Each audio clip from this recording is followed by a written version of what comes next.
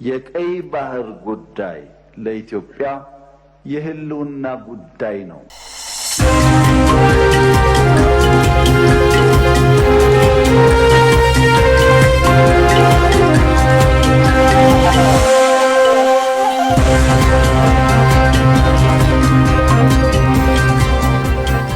ተስማምተዋል። ይህ ስምምነታቸው ግን በቀጣይ በሁለቱ ሀገራት መሪዎች ቀርቦላቸው እነሱ ደግሞ በስምምነት እቅዱን ተፈጻሚ ያደርጋሉ ተብሎ ይጠበቃል። የሁለቱ ሀገራት ልኡካን እንግዲህ በዋነኛነት ውጥረቱን ከማርገብ ጎን ለጎን ደግሞ ቻይና ለዘመናዊ ቴክኖሎጂ መሰረታዊ ግብአት የሚባሉትን ብርቅዬ የምድር ማዕድናትን ወደ ወጪ ንግድ መላኳን በተመለከተ አሜሪካም ያንን መጠቀም የምትችልበት ሁኔታ ተነጋግረዋል ተብሏል። በአሜሪካ የሚማሩ ቻይናን ዜጎችን በተመለከተም ውይይት ነበራቸው ተብሏል። የአሜሪካው ፕሬዝዳንት ዶናልድ ትራምፕ ደግሞ ተስፋ ሰጪ የሆነ ውጤትን የተመለከትንበት ድርድር በሚል እሳቸውም በትሩዝ ማህበራዊ ትስስር ገጽ ላይ ጽፈዋል ይህንን ጉዳይ። የአሜሪካው ፕሬዝዳንት ዶናልድ ትራምፕና ሺ ጂንፒንግ ደግሞ የሁለቱን ሀገራት ልኡካን ድርድርን ተከትሎ የሚቀርብላቸው ሰነድ ላይ በቀጣይነት የሚገቡበትን ስምምነት የሚጠበቅ ነው የሚሆነው። የብርቅዬ የምድር ማዕድናት ጉዳይ ግን ዋነኛ መወያያ እንደነበረም መረጃዎቹ አክለዋል ማለት ነው። የታሪፍ ትንቅንቁ የሚረግብ ከሆነ ደግሞ ሌሎች ከነዚህ ሀገራት ጋር የንግድ ትስስር ያላቸው የንግድ ወዳጅነት ያላቸው ሌሎች ሀገራትም ከዚህ አንዳች ነገር ያተርፋሉ ተብሎ የሚጠበቅ ነው። ሌላኛው የአሜሪካ በኢራቅ የሚገኙ የአሜሪካ ኤምባሲ ሰራተኞች በዋና ከተማዋ ባግዳድ የሚገኙ ከፊል ሰራተኞችን አሜሪካን ማስወጣት ጀምራለች። ለዚህ ደግሞ ምክንያቱ በእስራኤልና በኢራን መካከል ምን ያህል ውጥረት እንደጨመረ ቅድም ባጫጭር ዜናዎቹም እየነገርኳችሁ ነበረ። የእስራኤል የኒውክሌር ፕሮግራሟ የኒውክሌር ፕሮጀክቶቿን በተመለከተ ዝርዝር ሰነዶችን ኢራን አሳትማለች።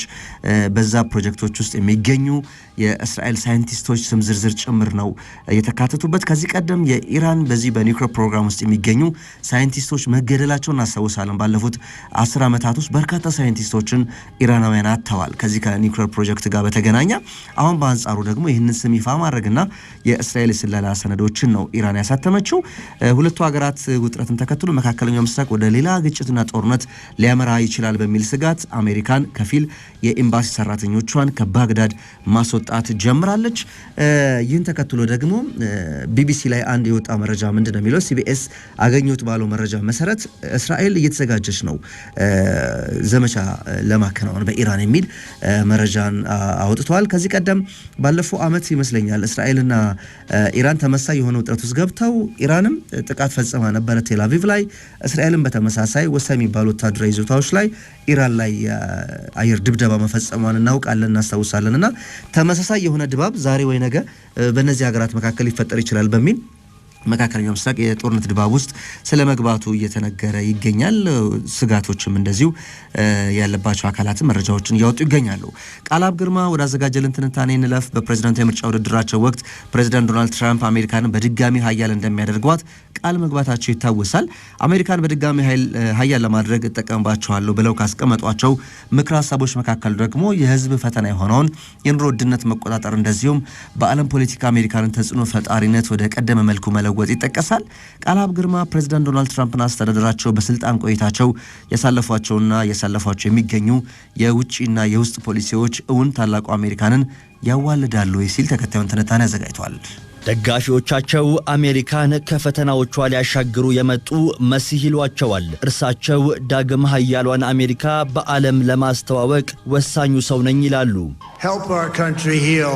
Help our country heal. We have a country that needs help and it needs help very badly. ጊዜው ከአውሮፓውያኑ 2024 የአሜሪካ ምርጫ በፊት የዓለማችን ባለብዙ ደግሞም ባለግዙፍ ኢኮኖሚ ሀገር ዙሪያ ገባዋ በችግር ታጠረ ተባለ።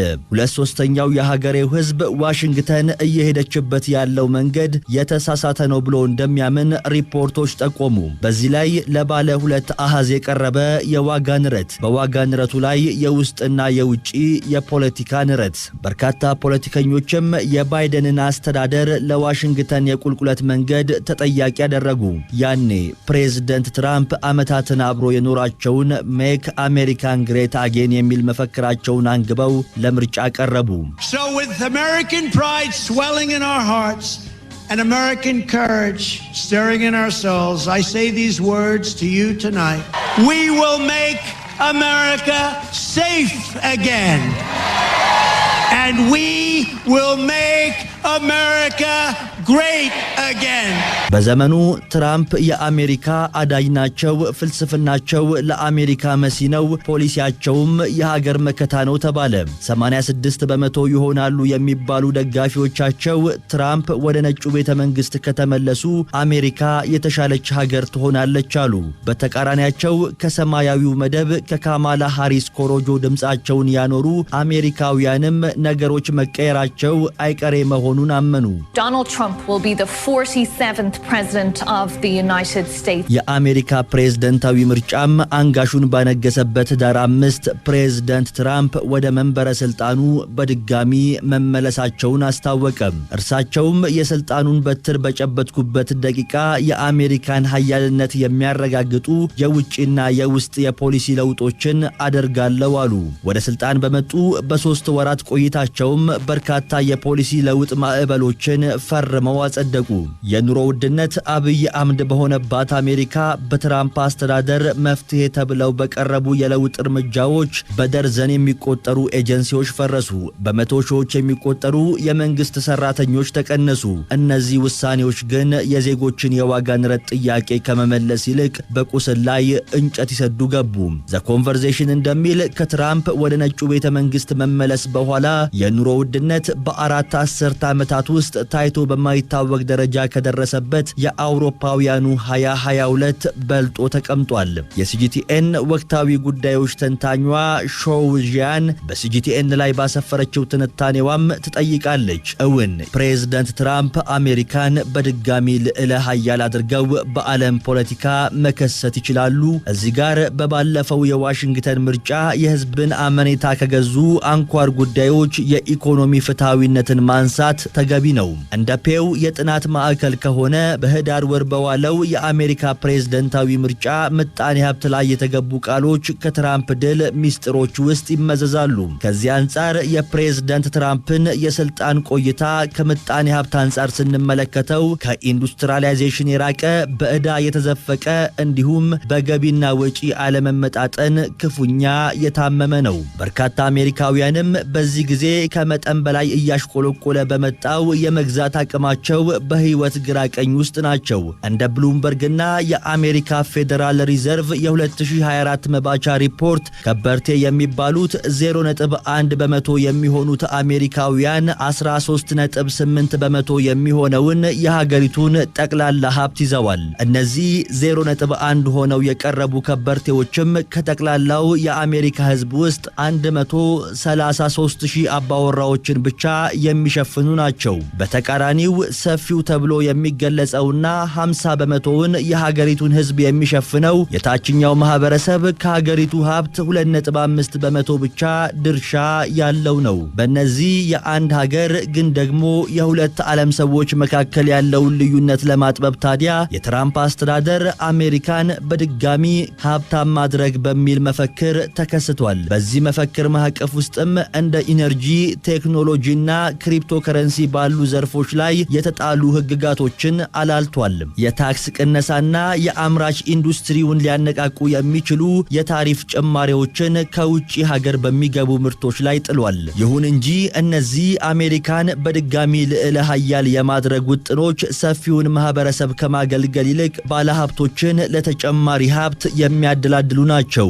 የሲጂቲኤን የወቅታዊ ጉዳዮች ጠበብቷ ሻው ጂያን ትቀጥላለች።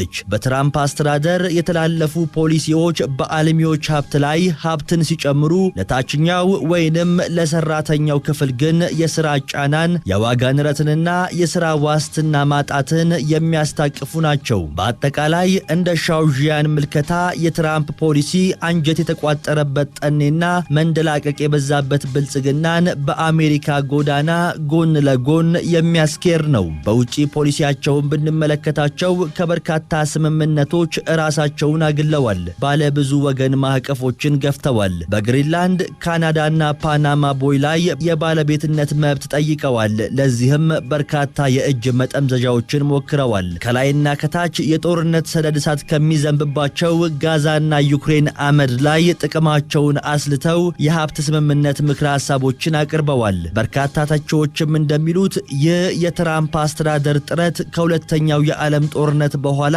የተመሰረተውን የሊበራል ኢንተርናሽናሊዝም ህግጋት የጣሰ ነው። በአጠቃላይ በአሁኑ ሰዓት ያለው የትራምፕ የፖሊሲ ተሃድሶ ማዕበል የሊበራል ዲሞክራሲን ጭምብል ገፎ ከህዝብ ጥቅም ይልቅ የባለጠጎችን ጥቅም የሚያስቀድም ለከበርቴዎች የሚያዳላ ፍልስፍና መሆኑን የሚያጋልጥ ነው። ሜክ አሜሪካን ግሬት አጌን ይሉት ዋሽንግተንን ልዕለ ኃያል በድጋሚ የሚያደርግ የትራምፕ ውጥንም 3 ወራትን ከተሻገረው የቢሮ ቆይታቸው አንጻር ሲገመገም የሚጨበጥ አልሆነም።